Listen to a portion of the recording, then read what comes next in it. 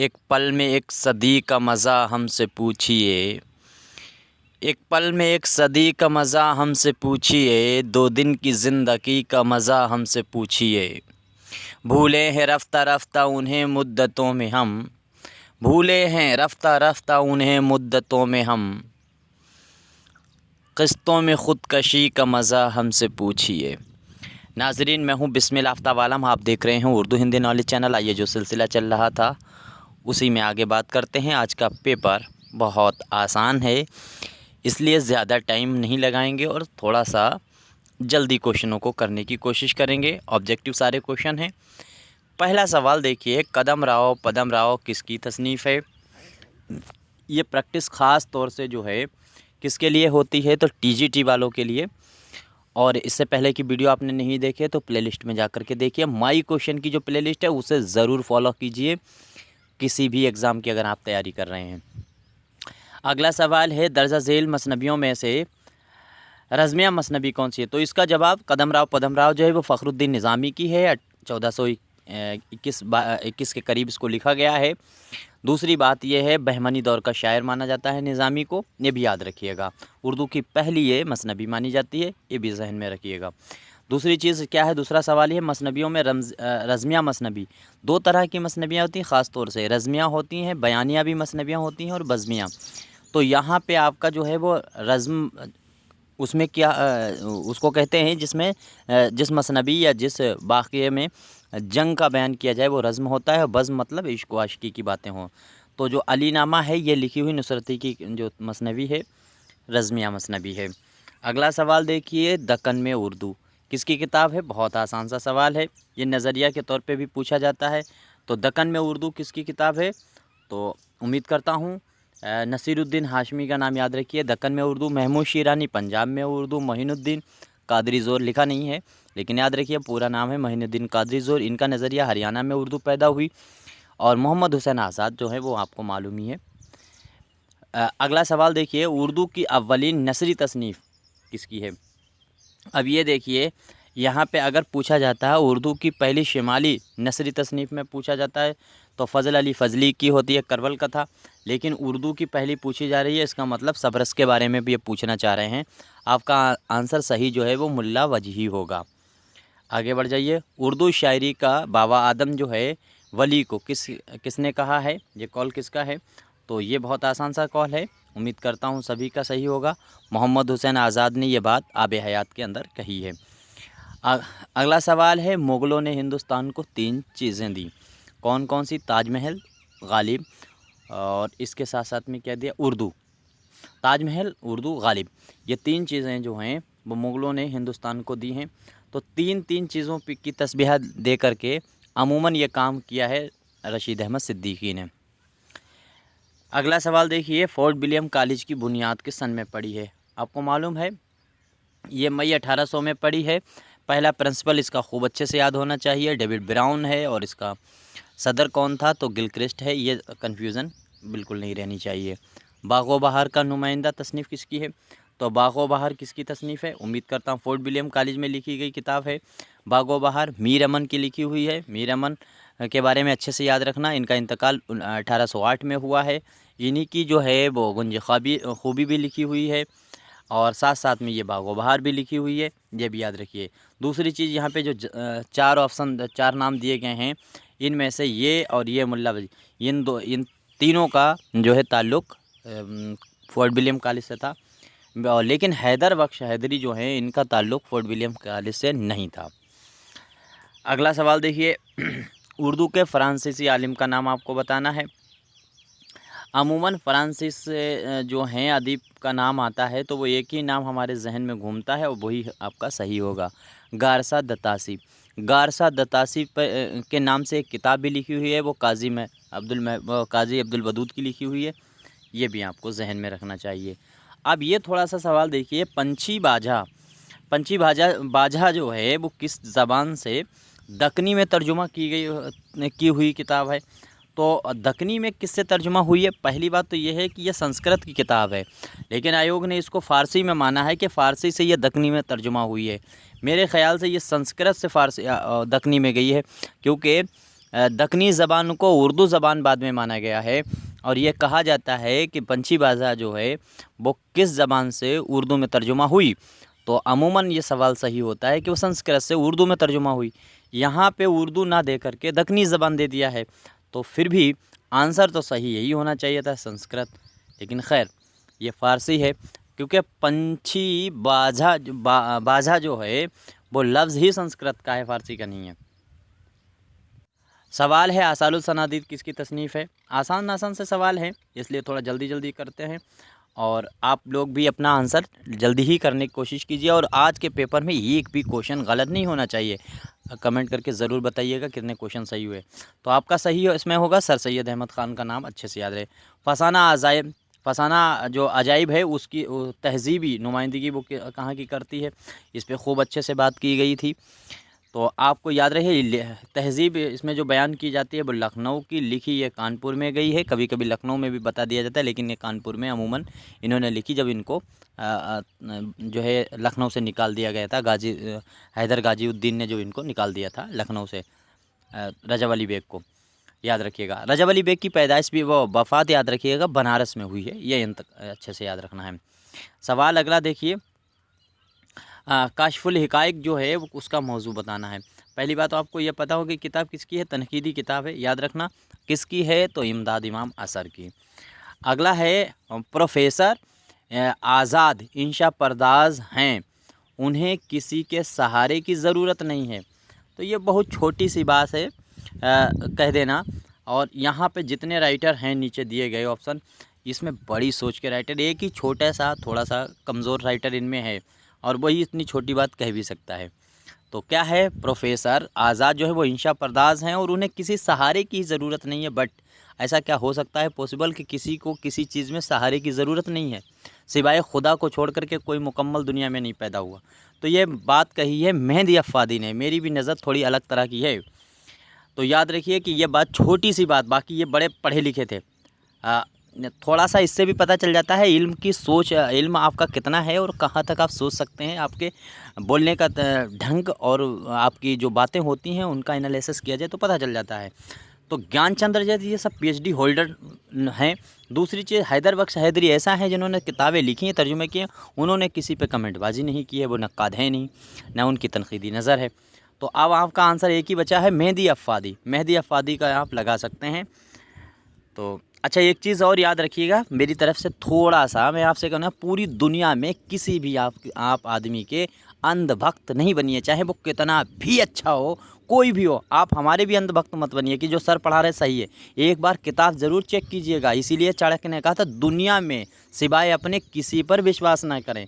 ये अलग बातें हैं, वो यहाँ करना मुझे मुनासिब नहीं लग रही, लेकिन फिर भी थोड़ा सा ज़िंदगी को एक्टिव रखिए। तो किसी के भी अंधभक्त नहीं होना है। आपको एग्ज़ाम्पल यहाँ पे देना चाहेंगे, लेकिन आगे सवाल देखिए। पहले अली की तसनीफ़ जो लिखी गई है तालीम निस्बा के लिए, तो उन्होंने एक ही नावल लिखा था मजालिसुन निसा। आप अंधभक्त होंगे इसीलिए आपको प्रोडक्ट बेचे जाएंगे, और ऐसे प्रोडक्ट बेचे जाएंगे जिनकी यूज़ आपकी ज़िंदगी में नहीं है।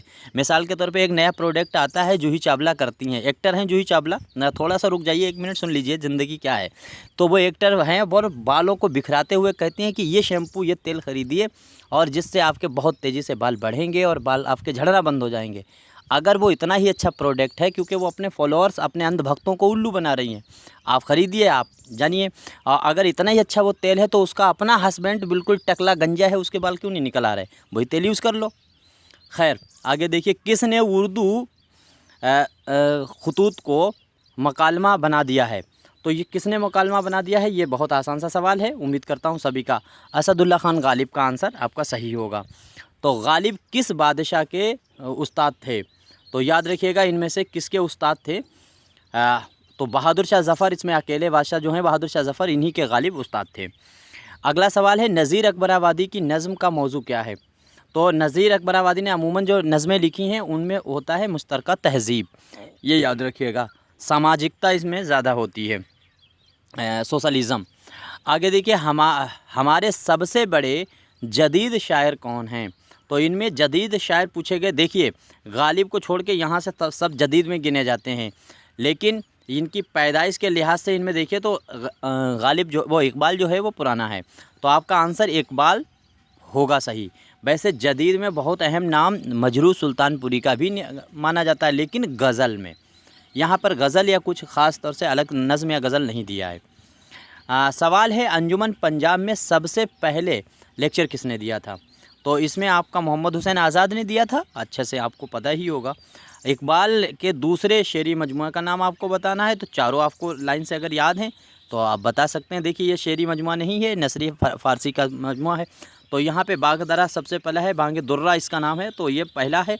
बाल जिब्रील दूसरा है, फिर इसके बाद में ज़रब कलीम है, और फिर आखिर का जो तुमको है अरमागान हुजाज, तो वो तो पता ही है। तो अवध पंच, यहाँ देखिए अगला सवाल, अवध पंच जो है शाया होता था, तो अवध पंच ये कहाँ से? लखनऊ से निकलने वाला रिसाला है, लंदन पंच की तर्ज पे। आगे देखिए साइंटिफिक सोसाइटी, ये देखिए किसने कायम की थी? आसान सा सवाल है, उम्मीद करता हूँ, इसलिए थोड़ा जल्दी चलूँगा, 50 क्वेश्चन पूरे कर दूँगा। सर सैयद अहमद ख़ान का नाम याद रखिएगा। दूसरा सवाल देखिए, अंजुमन तरक्की उर्दू हिंद, इसकी बुनियाद कब पड़ी है? तो अंजुमन तरक्की पंजाब जो है, पंजाब लाहौर जो नाम आता है वो जो है आपको 1800 के बाद की है, और ये 1900 के बाद की है, तो 1906 आपका आंसर इसमें सही होगा। कृष्ण चंद्र के अफसानों में किस शहर का जिक्र ज़्यादा होता है? देखिए ये टीजीटी का पेपर गालिबन 2012 का है। अब इसमें देखिए क्या है कि कई बार होता है कि कृष्ण चंद्र ने जिस शहर की अक्कासी की है उसमें मुंबई सही होता है, सुरेंद्र प्रकाश भी मुंबई में ही सही होता है, लेकिन फिर भी याद रखिए किस शहर की ज़्यादा की है, तो मुंबई में कोई नाम नहीं है, श्रीनगर आपको याद रखना होगा, श्रीनगर की मिलती है। एक चादर मैली सी किसका नाबिलेट है? आसान सा सवाल है, खूब इस पे बात होती रहती है। एक चादर मैली सी कितने हिस्सों पे है? तो 11 है। इसमें 11 जो हैं वो किस्तों में इसको जो लिखा ये बाब हैं, सॉरी 11 इसमें बाब हैं, 2 किस्तों में ये शाया हुआ है, ये याद रखिएगा। आगे देख, रामायण का एक सीन किसकी नज़्म है? तो ये देखिए आपका है चकबस्त, नाम याद रखिएगा चकबस्त। अगला है तरक्की पसंद तहरीक की रहनुमाई करने वाले। अब इनमें जो तरक्की पसंद की रहनुमाई करने वालों में कौन है? तो इनमें सज्जाद ज़हीर हैं, जिन्हीं की वजह से कि तरक्की पसंद तहरीक जो है हिंदुस्तान में पूरी तरह से आगे बढ़ पाई और उसने उरूज पाया। इसमें आगे देखिए इनमें मुसन्निफ़ीन में मुहक्किक कौन है? इस तरह के सवाल बहुत बनते हैं कि कौन सा मुहक्किक है, कौन सा क्या है, ये भी ध्यान रखिएगा कि किस सिन्फ में उसकी खुसूसियत है, वो अहम है। तो मुसन्निफ़ीन जो दिए गए हैं इनमें से कौन है जिसकी मुहक्किक हैं? तो ये सारे के सारे 3 जो हैं वो नक्काद हैं, लेकिन रशीद हसन ख़ान साहब जो हैं वो मुहक्किक और तदवीन करने में माहिर हैं, इसलिए तदवीन के मुअल्लिम इनको कहा गया है। कदीम दहली कॉलेज का ताल्लुक़, तो इनमें जो दिए गए हैं इनमें से कदीम दहली कॉलेज का ताल्लुक़ किसका है? मास्टर रामचंद का, याद रखिए, ये उसी कॉलेज में अध्यापक थे, ये भी आपको जहन में रखना। ये कब बना है? तो 1925 में, ये भी याद रखिएगा। उर्दू लिसानियात में इम्तियाज़ी हैसियत रखते हैं, तो उर्दू जो लिसानियात है उनमें इम्तियाज़ी हैसियत रखते हैं, इनमें कौन है? देखिए ये रिसालों के लिए बहुत मशहूर हैं, ये आपको पता ही है, रिसालों में इनको भी नाम बहुत आता है, ये ड्रामों के लिए मशहूर है। अब इसमें जो है प्रोफेसर मसूद हुसैन ख़ान का नाम याद रखिएगा, जो इम्तियाज़ी खुसूसियत रखते हैं काहे में? लिसानियात में। मोहम्मद अब ये अगला सवाल है, मौलवी मोहम्मद बाकर के अखबार का नाम क्या है? तो ये आज़ाद के वालिद साहब थे, आपको पता ही होगा, दहली उर्दू अखबार इनका नाम है। मिस्टर टेलर जो था उसके कत्ल के इल्ज़ाम में ये इनको सज़ा हुई थी।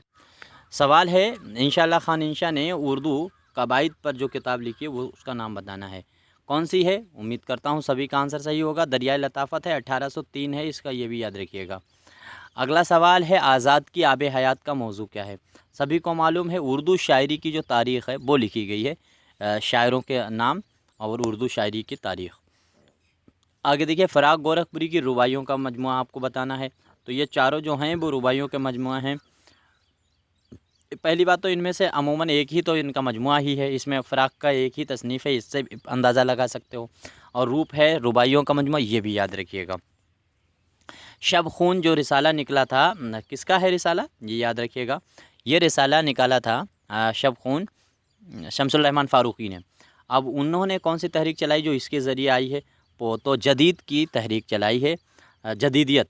जदीदियत की तहरीक जो है 1955 से इन्हीं ने शुरू की है इस रिसाले के ज़रिए।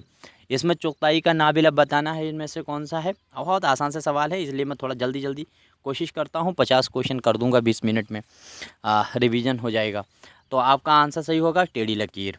अगला सवाल है निरंगे ख़याल का इम्तियाज़ी खुसूसियत, उसकी खूबी क्या है, इम्तियाज़ी खूबी उसकी क्या है, ये आपको बताना है। उम्मीद करता हूँ सभी का आंसर सही होगा। तमसील निगारी है, और तमसील ही खूबी जो है वो सबरस की भी है, ये भी याद रखिएगा। बेनज़ीर किस मसनबी का किरदार है, तो बेनज़ीर जो है वो आपको मालूम ही है, हीरो होता है किसका, सहरुल बयान मसनबी का।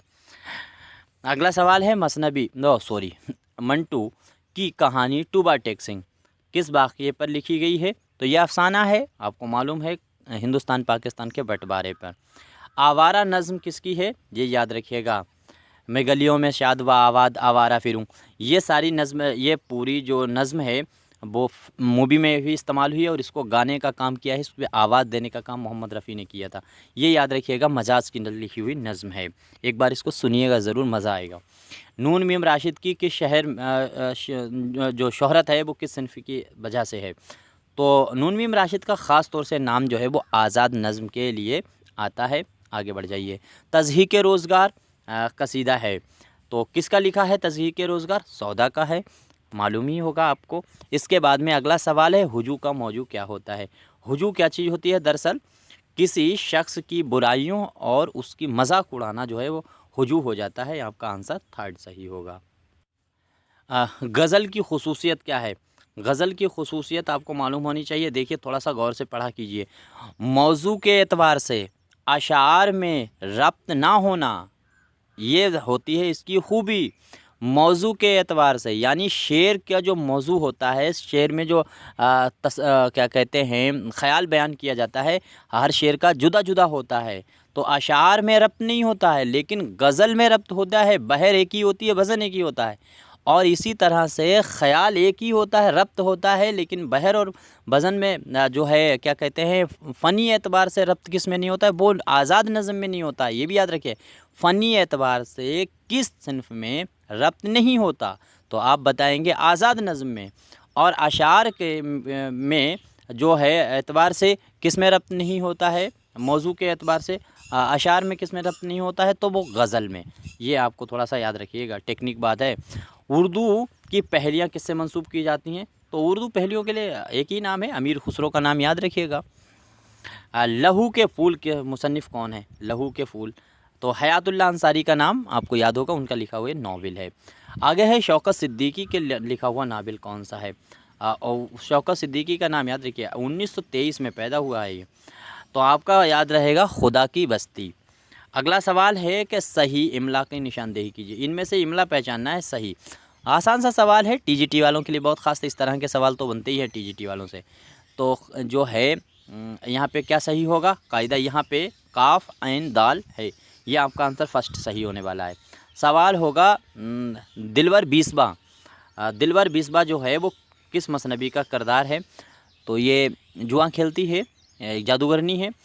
उम्मीद करता हूँ आपको मालूम होगा, गुलजार नसीम का ये कैरेक्टर है। अब आपके कितने क्वेश्चन सही हुए हैं फटाक से मुझको ज़रूर बताइएगा कमेंट करके। आज के जो भी सवाल हैं इनमें कोई भी सवाल आपका गलत नहीं होना चाहिए। अगर गलत हुआ है तो सच मानिए कि आप कमज़ोर हैं। एक आध तो कोई बात नहीं, चलो 50 में अगर एक क्वेश्चन 2 गलत हो गए फिर भी गनीमत है, लेकिन आसान बहुत पेपर था।